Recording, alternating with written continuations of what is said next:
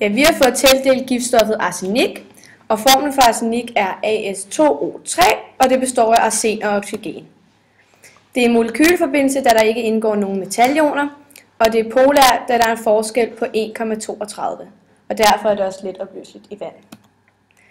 LD50, ja, det er den mængde af et stof, som skal til for at slå halvdelen af testpersonerne ihjel.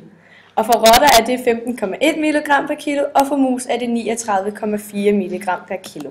En dødelig dosis for et menneske er ca. 200 mg. Arsenik har hverken nogen smag eller nogen duft.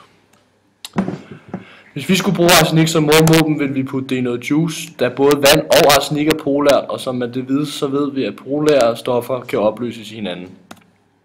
Sidste gang man brugte arsenik som mordvåben, vedes ikke præcist.